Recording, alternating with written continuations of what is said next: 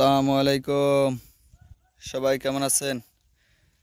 আমি আইব খান, ভাই বোন ফার্ম হাউস, মুলাদী উপজেলা, বরিশাল। হলো আমার ইন্দোনেশিয়ান স্মার্ট নেপিয়া। এক ঝোপায় অধিক পরিমাণ ঘাস, দেখেন কি পরিমাণ ঘাস এক ঝোপে। সাথে আছে আমেরিকান গুয়াতেমালা। দুইটা তিনটা চারা বের হয়ে যাবে ইনশাল্লাহ।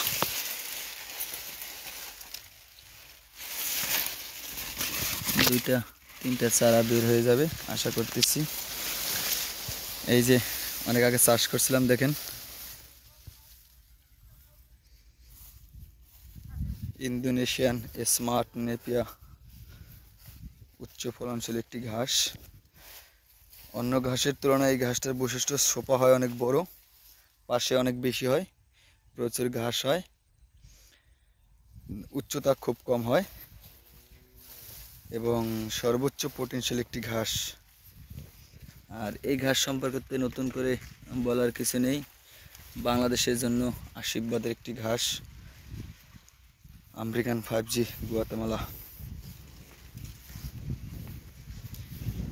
দেখতে দেখতে খুব ভালো ফলন হয়েছে আলহামদুলিল্লাহ। আমার ইন্দোনেশিয়ান স্মার্ট নেপিয়ার ঘাস। ক্যামেরার মাথায় আছে ডক্টর জহির সাহেবের চীন থেকে আনা জারাওয়ান হাইব্রিড ঘাস। ঘাসের মাঝখান দিয়ে যায়। জমিটা পরিষ্কার করা দরকার ছিল, আগাছা। তারপর আলহামদুলিল্লাহ খুব ভালো ফলন হয়েছে। জমিতে এখন দরকার সার ব্যবহার করা, তাহলেই খুব ভালো ফলন আসতো। দেখেন অনেক গ্যাপ দিছি গুয়াতেমালা, তারপরও অনেক বলতে এই জমিটায় অল্প কিছু চারা লাগাইছিলাম, তারপরে দেখা যায় যে ঘন। দেখেন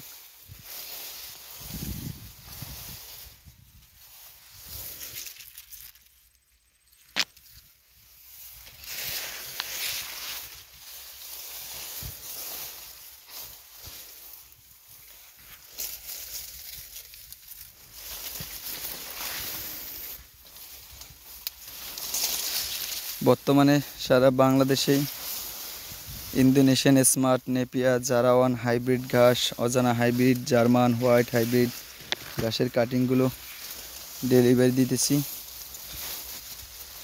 আপনারা চাইলে কাটিং সংগ্রহ করতে পারেন।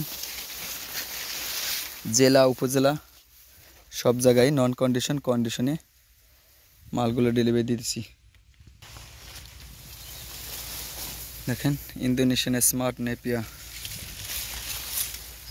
পর্যাপ্ত পরিমাণ ফলন হয়েছে, উচ্চ ফলনশীল একটি ঘাস।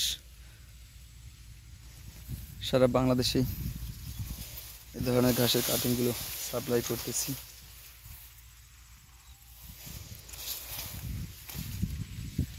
উচ্চ ফলনশীল একটি ঘাস।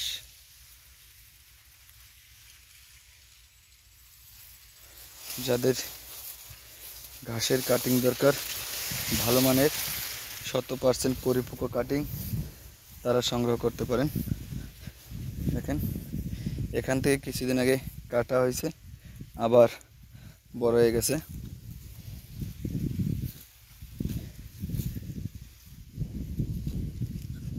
কি ধরনের কাটিংগুলো ডেলিভারি দিতেছি দেখেন। এই যে এবার গেলাম আপনাকে সুবিধার্থে। দেখেন এই হলো আমার ইন্দোনেশিয়ান স্মার্ট নেপিয়া,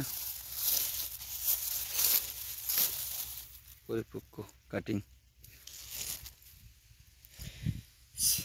5.5 ফিটের মতো উচ্চতা আছে এখানে, এবং ইতিপূর্বে এগুলো কাটা হয়েছে। আমরা যে ভুলগুলো করি, ঘাস চাষ করার পরে কাটার পরে জমিতে পানি না দেওয়ার কারণে, সার না দেওয়ার কারণে দেখেন এরকম পাতাগুলো মরে যায়। অনেকেই বলে, অনেকেই পোস্ট করে অনলাইনে দেখি যে ভাই আমার ঘাসের পাতা এরকম মরার কারণ এর গোড়ায় মাটি পর্যাপ্ত পরিমাণ না থাকা এবং সার প্রয়োগ না করার কারণে। দেখেন এই ধরনের ঘাসগুলো কাটলে অবশ্যই সার দিতে হয় খুব দ্রুত, তাহলে আর কি ফলনটা ভালো হয়। দেখেন ইন্দোনেশিয়ান স্মার্ট নেপিয়া। তো আজকের মতো এখানে বিদায় নিচ্ছি। সবাই ভালো থাকবেন এবং আমার গুয়াতেমালার জন্য দোয়া করবেন যেন খুব দ্রুত আপনাদের মাঝে এ ধরনের ঘাসের চারাগুলো ডেলিভারি দিতে পারি ইনশাআল্লাহ। তাই আজকে গুয়াতেমালার সভা দিয়েই বিদায় নিচ্ছি। সবাই ভালো থাকবেন। আল্লাহ হাফেজ।